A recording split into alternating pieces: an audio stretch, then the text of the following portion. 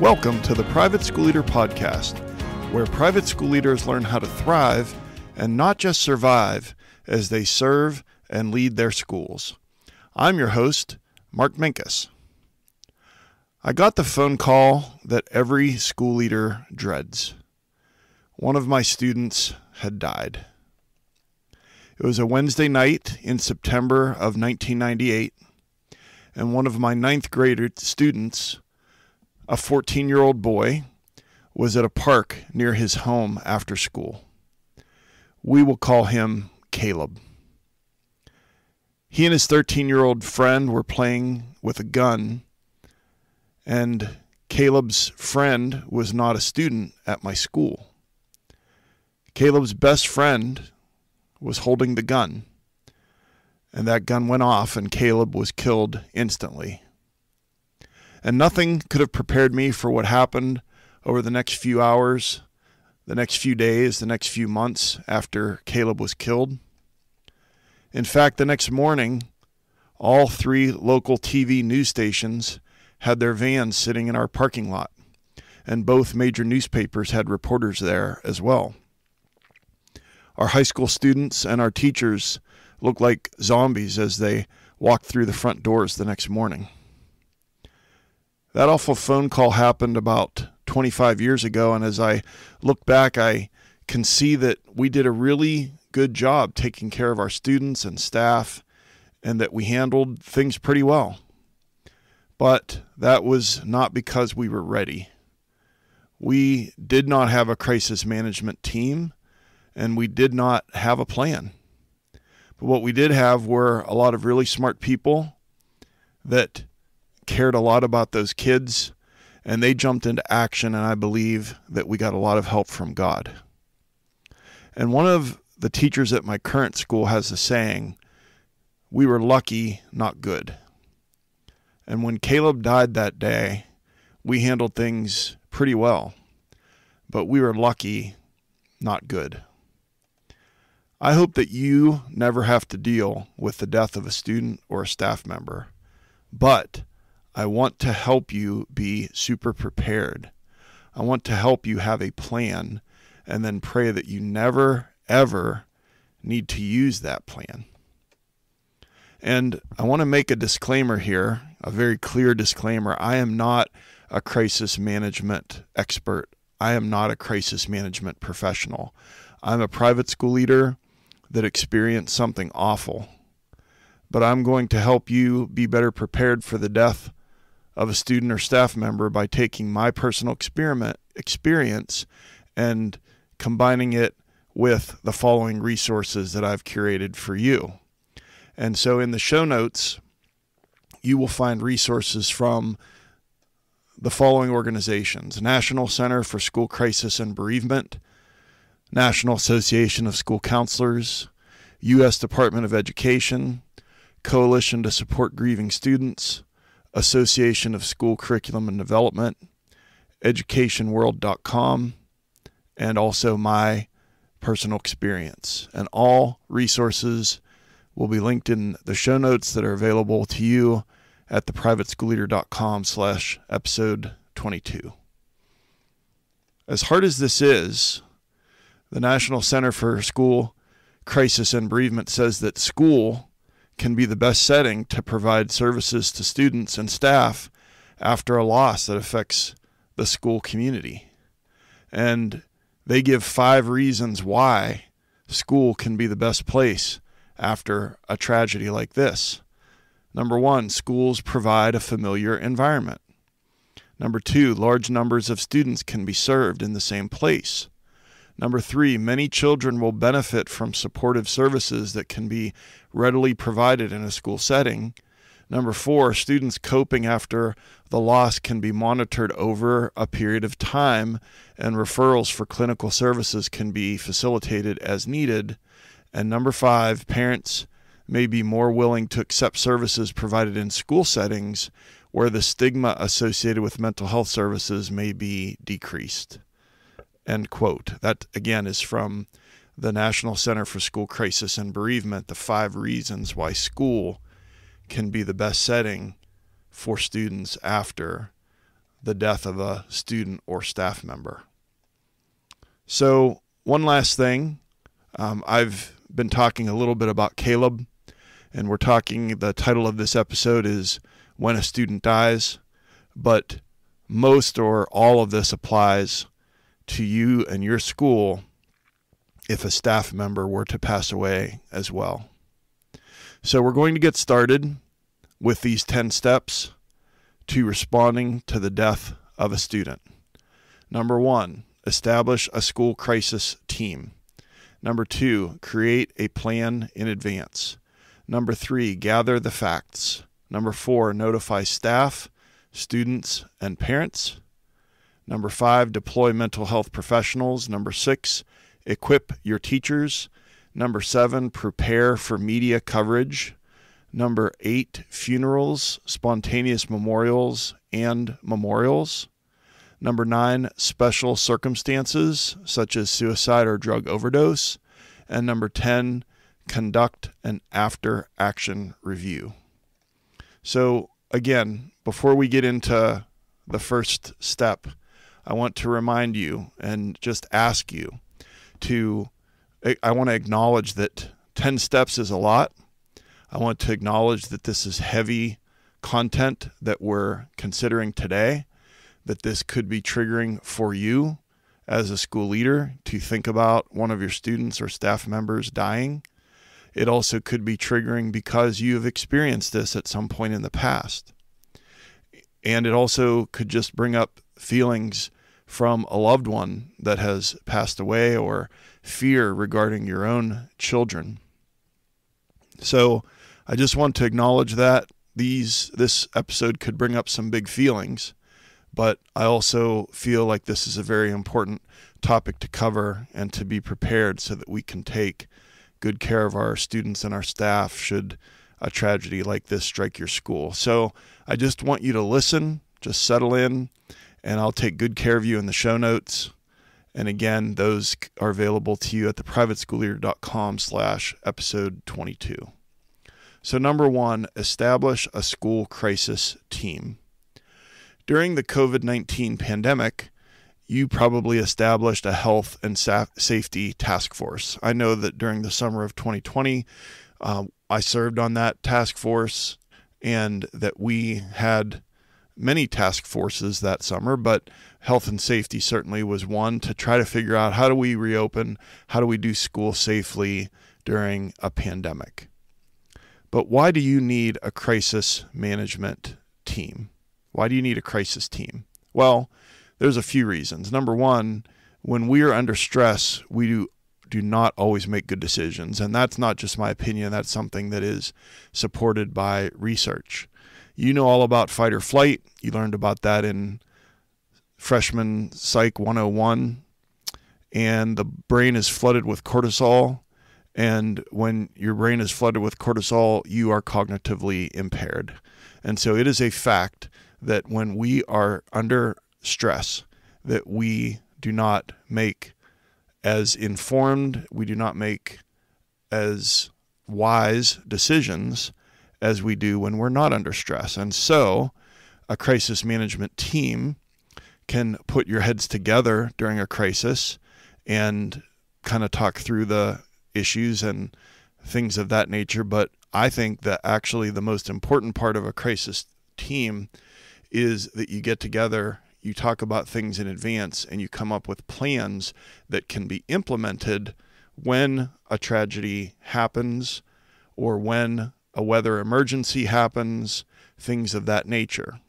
So then the question becomes, well, who should be on a crisis team? You might say, I come from a small school. I run a small school. We don't have a lot of people. We don't have a big staff. Well, certainly the head of school, if you have a school-based counselor, and some of you are saying, yeah, I wish. I'm in my 31st year as a school administrator, and it's only been the last 3 years that our school has had a school-based counselor. So I understand how that in some schools is a blessing and a luxury.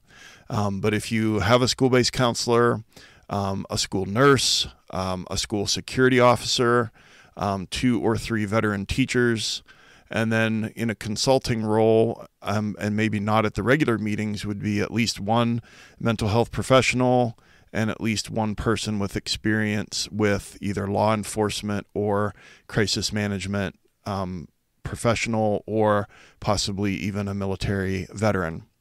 So again, I listed a lot of people, but it could be that it's the head of school and 2 veteran teachers and 1 parent or 2 parents that play a role as a consultant. So you could start small, maybe even 3 people. And then the last question would be, well, how often should they meet? I would say once a month. And the last thing that you need, I know on your schedule, is more meetings, but this is the most important meeting probably that would be on your schedule each month, would be the crisis team meeting. And when you meet, you're going to do what comes next, which is number 2. You're going to do all kinds of things, but one of the things would be number 2, create a plan for death of a student or staff member. Number 2, create a plan for death of a student or staff member. So your crisis management team, again, I'm recommending that you meet once a month. And you will eventually create all kinds of plans: an active shooter plan, a weather emergency plan, if there's an actual fire at your school, things of that nature. So you're going to create a specific plan for the death of a student or staff member. So then you say, well, where do we even begin? How would we even start? Well, I think a good start would be to use the 10 steps that you're hearing in this episode. Those will be laid out for you in the show notes. And then again, in the show notes will be a ton of resources from all of the organizations that I mentioned earlier, and they lay out all the parts of a plan. And you could start with these steps. You could use their steps and then flesh out your plan with a lot of the things that are in those resources that would take too long to cover in this episode. And then revise and edit the plan and share it with a mental health professional, perhaps a pediatrician, perhaps someone in law enforcement or a military veteran or a crisis management expert.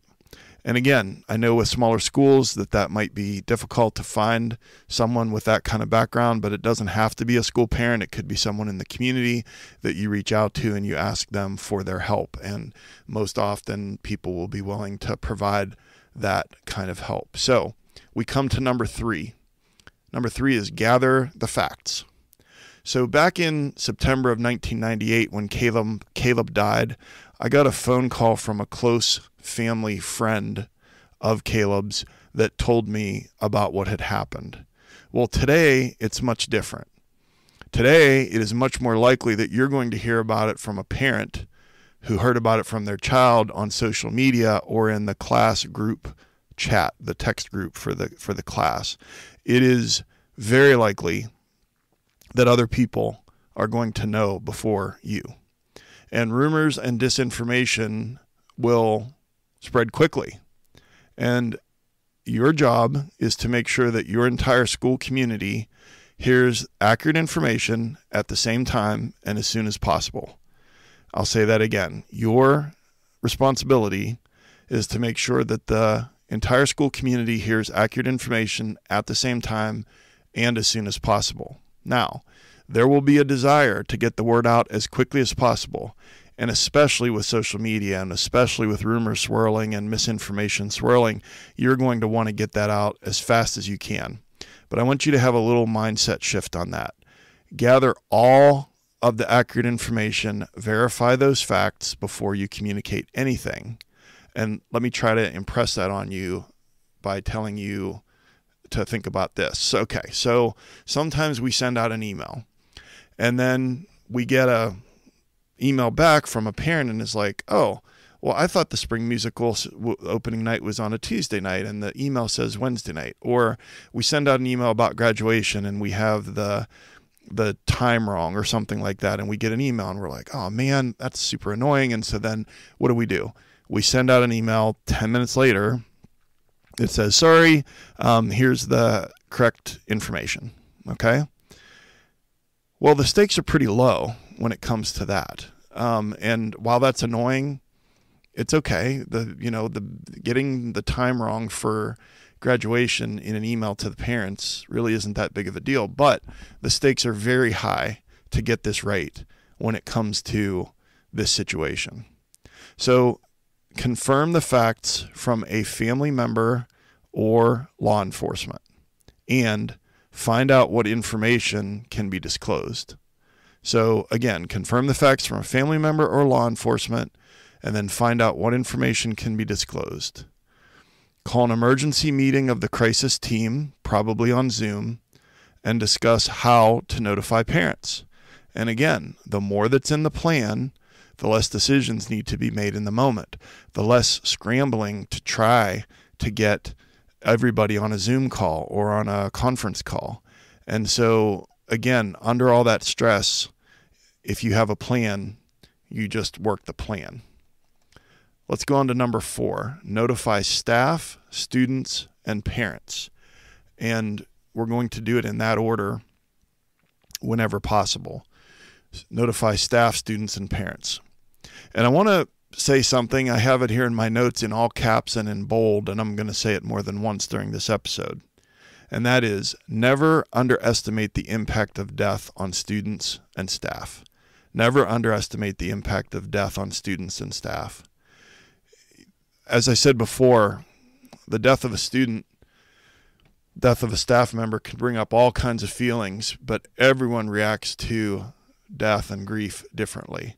So we need to make sure that we're keeping everyone safe, and we need to start by making sure we notify people in a way that is accurate, but also is respectful and is going to help them process the information. So once you've confirmed the facts, we need to communicate it. And so how are we going to do that? All right. So some of it depends on when we find out the news, if it's during the evening or on a weekend, if it's during the school day. Later on in this episode, I'll talk about what do we do if we find out over winter break or summer break or spring break. But let's just say, for the sake of conversation, that we're going to let our staff know, and we found out during the evening like I did the day that Caleb died.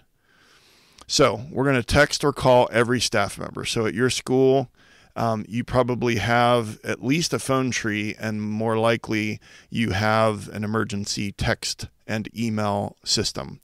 And if you don't, I would recommend that you invest in whatever that automated text service entails. There are a lot of different ones out there. And it's not just for something like this, but other kinds of emergencies, if there's inclement weather, if there's a water main break at the school. In today's day and age, you need to be able to get a hold of everybody that works at your school immediately. And so it is not that expensive, and I would recommend that investment. So let's say that you've reached out to them by text and followed up with an email, and you've just given them the facts.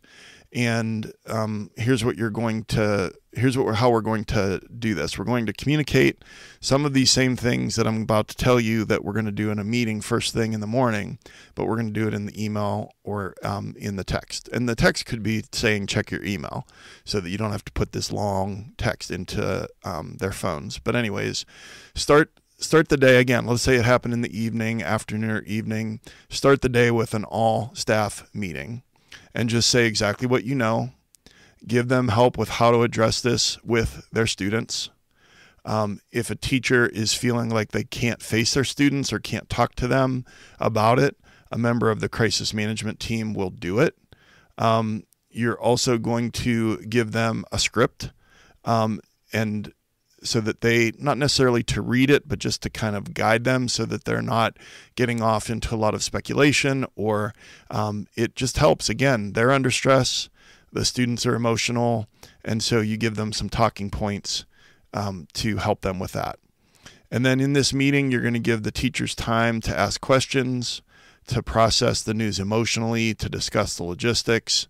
And of course, you're going to have mental health professionals on hand, and also give teachers links to resources that can help them not only navigate how to handle this with the children, but also navigate their own emotions. And I'll get into how we're going to deploy mental health professionals in the next step of this plan.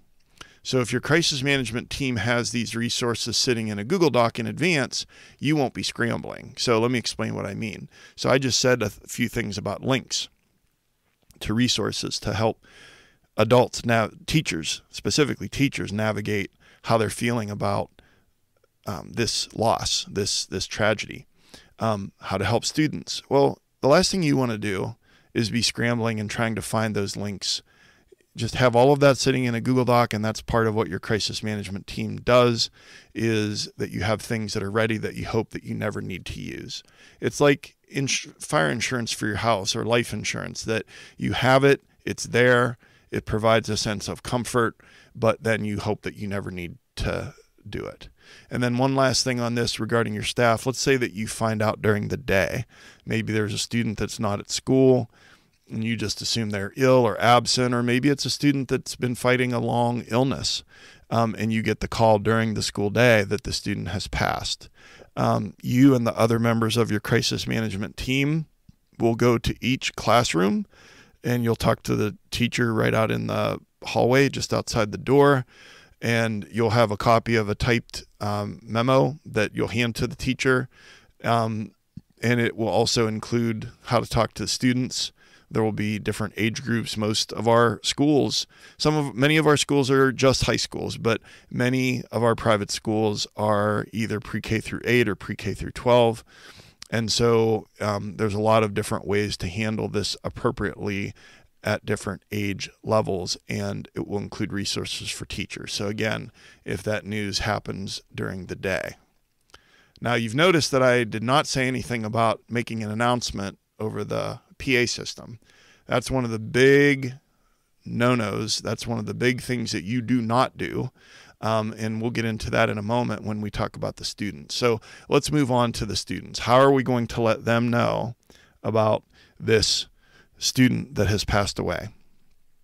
We're going to notify students face-to-face in small groups by familiar adults.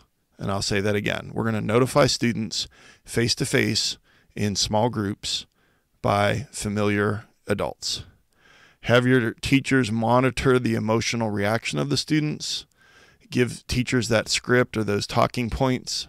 Some won't need it, but many will need it. Be sure to let students know. The teachers need to be sure to let students know what mental health resources are available and how to access those resources. And what are the logistics of that? Can a student just raise their hand in any class and say, I need to go to talk to a counselor? And then do you buzz the office to let them know that they're coming? Yes, you don't want students that are emotionally fragile that have asked to speak to a counselor wandering around the school. So there are some logistics that are involved with this, but make sure the students have easy access, that there's no stigma attached to it, that there is not a lot of friction for them to be able to talk to a counselor. You want to monitor even more closely the close friends or teammates of this departed student, the friends of the siblings of that student. So let's say that if it's a 9th grade student that passes away, that maybe they have a sibling in 5th grade, a sister in 5th grade, let's say, and so the friends of that sibling. Kids are very empathic, as you know, and so it could be a strong emotional reaction, even if they don't know that child well, but they also might know them well from hanging out over at their the friend's house that's the sibling of the student who passed away. So we're monitoring these students, again, for a significant reaction. And as I said before, with students, we do not make this announcement on the PA system. We do not have an all-school assembly or even a division assembly where we announce this. We're doing it face-to-face in small groups by familiar adults. And then the last thing is, don't forget about students that are absent. Students might be out on a field trip if the news is learned during the day. You'll hit up all the staff on the emergency text in your email, but be sure not to miss any students. And then finally, on notification, let's talk for a moment about the parents. So while the students are being told, you should have an email for parents that's sitting in drafts ready to go. And all the students are hearing about it at the same time, and then you're hitting send on that email to the parents. So you notify parents about the death. You tell what you're allowed to say, just again, brief brief information but accurate information. Tell parents what resources are available at school for their children. Tell parents how they can get answers to their questions. And then in your email, include links to resources for parents about how to talk to their children about grief and death. And again, if you have a plan and you have those resources sitting in a Google Doc in advance, all of this will be much easier to pull together. In fact, in the show notes, I've included a link to a resource that I found, and it has templates for staff, student, and parent notifications about the death of a student or staff member. So you can just use those as well.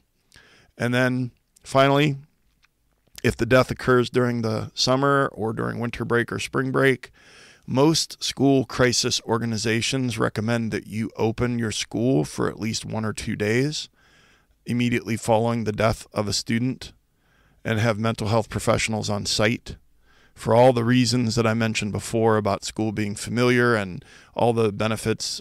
If school is closed, you need to strongly consider opening school if at all possible for a day or 2. Have mental health professionals on site, and sometimes your students just want to grieve together and just have a space where they can be with each other. So the 10 steps to responding to the death of a student. Number 1, establish a school crisis team. Number 2, create a plan in advance. Number 3, gather all the facts. Number 4, notify staff, students, and parents. And number 5, deploy mental health professionals. So when Caleb passed away, we did not do a great job with this. I was scrambling late into the night to get some qualified counselors and pastors at the school the next morning. This was not something that we had arranged in advance. And so part of the crisis management team responsibilities will be to secure the help of mental health professionals in advance and to create and form strong partnerships with mental health providers in your town. Create a good list of several providers that have agreed to help in a time of crisis, and you have their contact information handy, and then you just pray that you don't need them. And then you need to think through some of the logistics. So physically at your school, where will they do their work? Where will they have places to meet with students? If they're a mental health professional, typically clearances to be able to work with a student, with a child alone is already a given, but you also don't want to take that for granted. So there are just some things that you need to think about in advance, but it is very important to not be scrambling to try to literally Google people in your town. And let's face it, schools, kids have stuff, adults have stuff, families have therapists, families need mental health professionals. And so it would be a rare school that doesn't already have good working relationships with several mental health professionals. The bottom line, though, is that you need to be proactive about talking to them and saying, God forbid that something should happen at the school, but would your organization be willing to help us out? And the answer will almost always be yes. And there might be some things you haven't thought of that they would speak to you about. But again, all of those conversations can happen in advance, and then you can get them at your school to be there that next morning or later that day if you find out during the day. Okay, number 6, equip your teachers. Your teachers are going to be simultaneously processing their own emotions while helping their students process this trauma, this news that they just learned or that they learned on social media the night before or on their way to school that morning. And I usually don't quote long sections of text on the podcast, but what I'm about to say was so good and so helpful that I'm just going to read it. And it comes from the National Center for School Crisis and Bereavement, and that's out of Children's Hospital of Los Angeles. And it talks about what teachers can do to help the children at school in this kind of crisis. And so your role as a school leader is to give your teachers all of the mental health support that they need to do the following 5 things for their students. Quote, number 1, listen to what students want to share with you. It may be difficult, but just listening can be a powerful healing force. Number 2, protect. Protect students from becoming re-traumatized. Sometimes other students may ridicule or bully students who are highly emotional or cry. Number 3, connect. Connect with students who have suffered a loss by asking how they are doing, checking in with them on a regular basis, letting them know that you're available to listen, or giving them positive feedback about their attendance or classwork. Number 4, model. Model adult behavior that shows them how responsible adults react to loss and respond to a crisis. Adults may grieve, but they continue to act with consideration and maintain calm routines at school. And number 5, teach. Crisis counselors can teach students about the common signs and symptoms of grief and or trauma so that students can assess and understand their own behavior and learn new ways of coping, end quote. And remember, that resource, all of that again is in the show notes. But remember that your role as a school leader is to give your teachers all the mental health support that they need to do those things for their students, those 5 things: to listen, to protect, connect, model, and teach. And one of the things that I said that we need to protect students from becoming re-traumatized, in researching this episode, that phrase came up again and again and again. And whether it was in the way that the news is delivered, in the way that teachers talk with students, in the way that spontaneous memorials are handled, in just a variety of ways, that phrase that we need to protect our students and staff from becoming re-traumatized came up again and again. So I just wanted to emphasize that. All right, we're on to number 7, prepare for media coverage.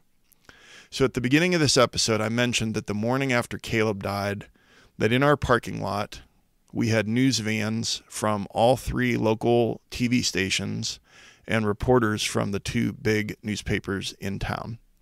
And part of the reason that they were there was because this was an accidental death. It was at a public park. It involved a student in our school. It involved the student who had the gun was not a student at our school. It was a 14-year-old, a 13-year-old. Certainly there were questions surrounding where did the gun come from? Was it intentional? Was it an accident? All of this. The next morning, still all these questions are lingering. And so this is a news story in the city. And so that's why everybody was there. And looking back, I would say that we handled it pretty well. I would definitely change a few things on the way that we handled it. But honestly, I will speak for myself. I really didn't know what I was doing. I just tried to use wisdom in the moment. But now I know more and have done some research. And so let's just keep it simple and break it down into 3 C's of crisis media coverage on your campus. Containment, communication, cooperation. So the 3 C's are containment, communication, cooperation. So let's start with containment. So your number 1 priority, again, after the death of a student is to avoid re-traumatizing your students and staff. And so let me give you an example. On the morning when those news trucks were there, the reporters were going over to my student parking lot and trying to interview my high school students on their way into the school. They were set up in the parking lot. They were trying to interview kids as they got off the bus.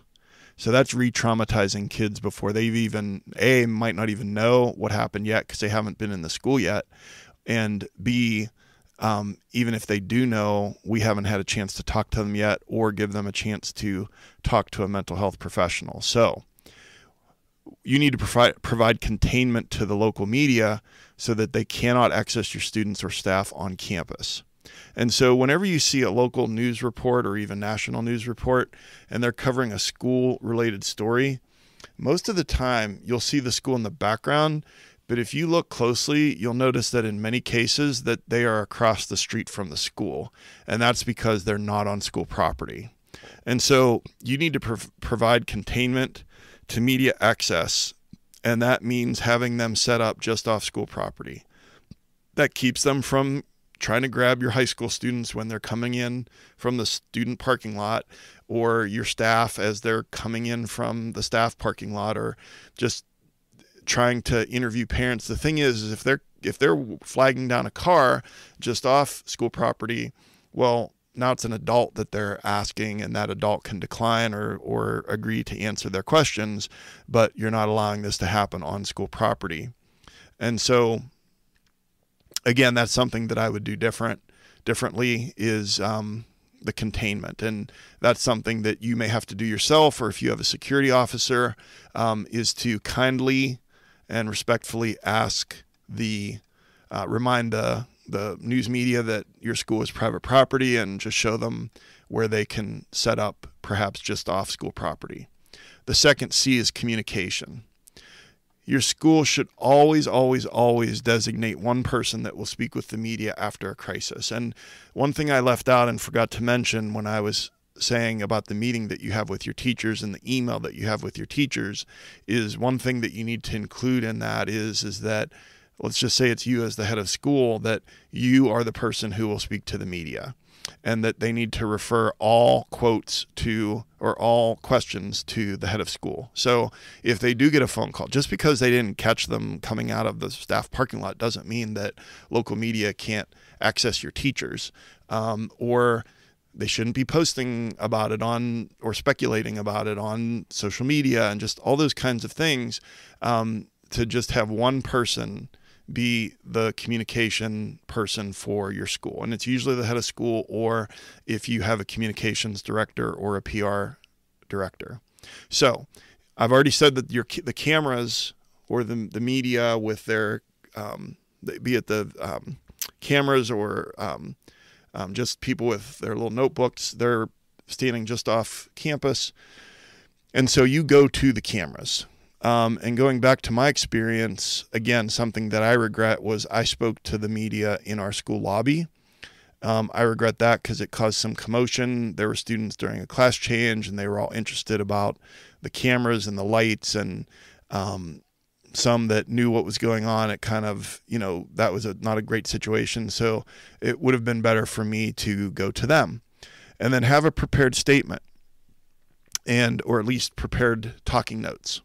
And so here's my suggestion. You can, again, consult all the resources on this, consult your PR professionals that either work for you or that you can speak with that are in the community. But here's my take on what you should say. Focus on the tragedy, how terrible it is, how tragic it is, that our hearts are with and prayers are with the family at this difficult time. The second thing you say is something along the lines of, our priority here on campus is to provide all the support that our students and staff need. We have mental health professionals on campus to assist, and they will be here for as long as they're needed. You definitely do not want to speculate about anything to do with the death of the student. You may be asked questions about what kind of student this child was. And I think that's an appropriate question to answer, but always keep that brief, positive, and accurate. So let's say the student was artistic and a great athlete and loved building robots. So if your school is large and you don't know the student well, then ask the child's teachers. And that's it. Number one, it's a tragedy and our hearts go out to the family. Number two, we are supporting our students and staff. And if they ask, this student was a talented artist, a great athlete, loved building robots. And just keep repeating that until they stop asking questions. The reporters will figure out pretty quickly that they're not going to get more than that out of you, and then they're probably going to stop asking questions. And so that can be your script. It shows empathy. It shows support to the family. It shows that you're supporting your students and staff.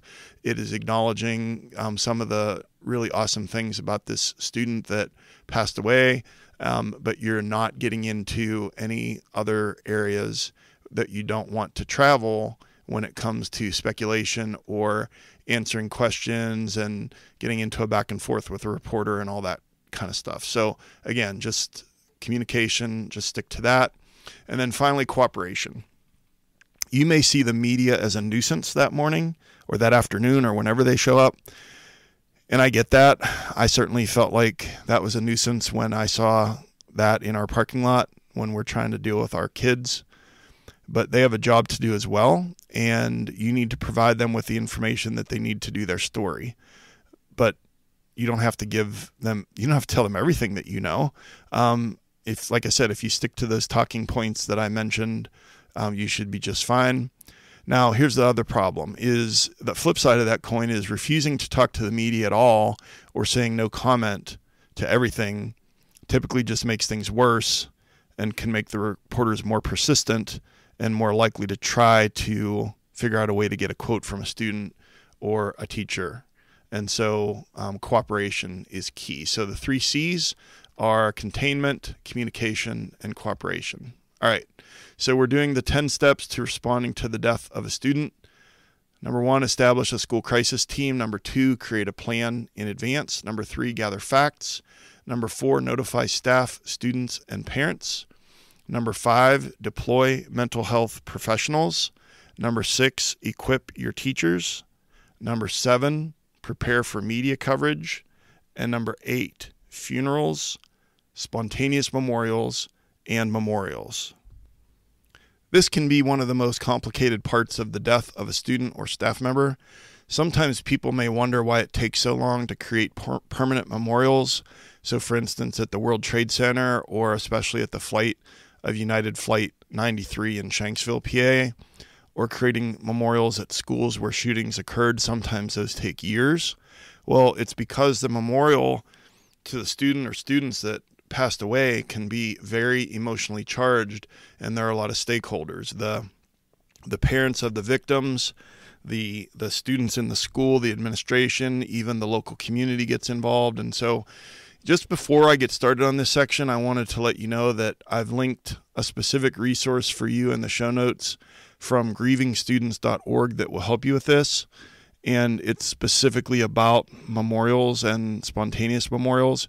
And you can grab those show notes at theprivateschoolleader.com/episode 22. So first of all, the funeral. So check with the family first and see if it's okay with them if students and staff attend. Again, some families want it to be very private. Do not make attendance at the funeral mandatory. When Caleb died, his classmates wanted to attend the funeral. We had 53 students in 9th grade that year, and 3 chose not to attend. We provided a bus, and they went to the funeral. Make it easy for students to attend, so don't mark them absent or tardy or things of that nature. And try to get creative to allow for staff to attend, but I ask you to strongly consider not closing school on the day of the funeral. Again, school provides that familiar routine for students. It's a place where they can get the help that they need. And so I know that a lot of staff members may want to attend. And again, that's a tough call. But many of the mental health organizations that I was reading their resources in doing research for this episode, they strongly recommend trying not to close school on the day of the funeral. So then let's go on to spontaneous memorials. So memorials will start to spring up within hours or perhaps even minutes after the news is shared. And so again, your crisis management team can plan in advance. How long does it stay up? What will be done with the cards and the notes and the flowers and the stuffed animals after that designated time concludes? Many experts say that 5 to 7 days should be the maximum amount of time that a spontaneous memorial stays on display. You also need to decide, is this memorial going to be in a public space that all of your students pass by and have to walk past? So for example, if it's on the student's locker and on the floor next to the student's locker, then that's a space that everyone has to pass by. So it could be that it's in another part of the school where if people want to go there, they can choose to go there. Usually the student's funeral occurs within that 5 to 7 day time window, and many schools opt to have the spontaneous memorial removed after the funeral takes place. Commemorative activities and memorialization efforts should not be a focus of the crisis response in the immediate aftermath of a death. And here's the thing. The students are going to want to make that the focus. Immediately, there will be talk online, in social media. There'll be a social media page that will be created that will be where people can leave memories of that student and things of that nature. And so there will be a lot of competing conversations or efforts or opinions about how to memorialize and to honor that student. But in the immediate aftermath of the tragedy, that should not be a focus of your school, because if done too soon, if there, other than a spontaneous memorial, if there's an actual memorial event held at the school, there may be the perception that the school is trying to quote unquote close the book or close the chapter or move on, bring closure on the grief to the situation. And so the immediate focus should be on supporting the mental health of all teachers and students. And one other thing about the social media pages and things that will be created, you don't have to police that, but it is good to have someone, even a parent or a staff member, that monitors that just in case there are problematic things that appear there, be they problematic things about people saying about that student or students expressing really, really big feelings that may need further support. So you don't have to police it, but you should at least be aware of what's going on social media regarding the death of the student and the spontaneous memorials that will pop up. Now, the last thing is about permanent memorials or legacy memorials. The Coalition to Support Grieving Students says that memorials should be thoughtful, respectful of the diversity of views and needs, include students in the development process, and applied fairly and consistently across a wide range of contexts. So, the most important thing is ask the kids. Often what we think is a good idea as adults is not what the kids want. And I saw a quote that said a commemorative memorial or event planned by adults for children will generally be more helpful to the adults than the children. So there'll be a lot of competing efforts at one school. The student council president talked to the kids, and then the kids voted. And what they did was on a Saturday morning, they all met up at the school outside, and there was a moment of silence at the school, and then there was a day of service in honor of the student that had passed. If it's a younger child, there will be a need for more teacher involvement. And in one situation, a teacher had each child in the grade write their favorite memory of the deceased classmate and draw a picture. The teacher laminated the pages and put it into a book and gave it to the family, and it was very, very meaningful to the family. Now, the Coalition to Support Grieving Children generally discourages permanent or quote-unquote legacy memorials for students for a variety of reasons.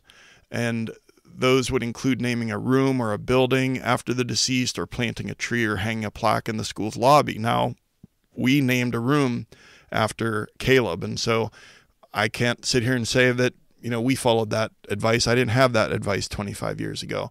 But I would just encourage you, rather than get into all that here, you can check out in the show notes, there's a video from the Coalition to Support Grieving Children that talks specifically about legacy memorials and why they discourage it. And suffice to say that just permanent memorials are very complicated and should be carefully discussed with all stakeholders, especially students, before any decisions are made.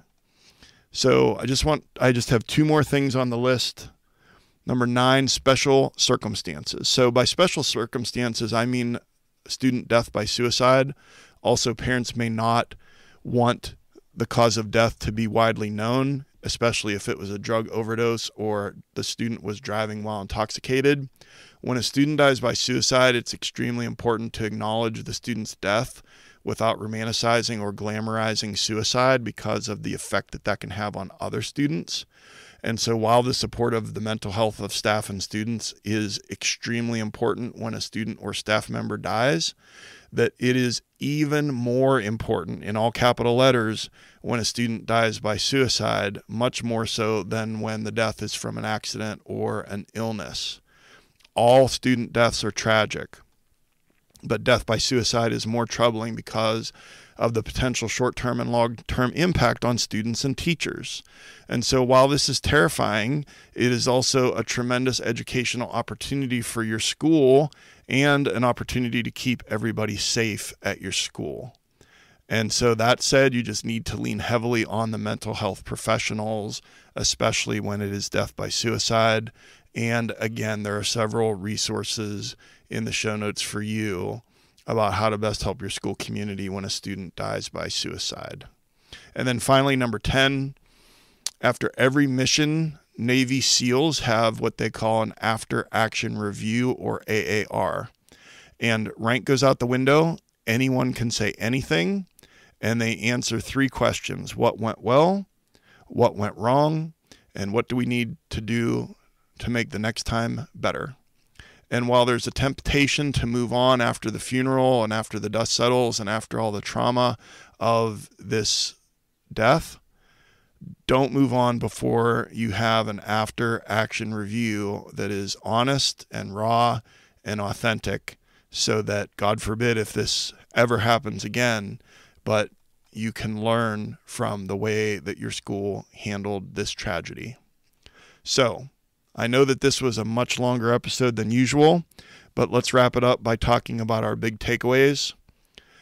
Having a student at your school pass away is a living nightmare. Number 2, the only thing that can possibly make it worse is to not be prepared and to mishandle the communication piece, or the mental health piece, or the media piece, or the memorial piece, or all of the above. Because it's terrible, it's awful, but it can be worse if it's mishandled because of poor planning or poor execution of the plan. You need to create a plan and then pray you'll never need to use the plan. The 10 steps to responding to the death of a student. Number 1, establish a school crisis team. Number 2, create a plan in advance. Number 3, gather the facts. Number 4, notify staff, students, and parents. Number 5, deploy mental health professionals. Number 6, equip your teachers. Number 7, prepare for media coverage. Number 8, funerals, spontaneous memorials, and memorials.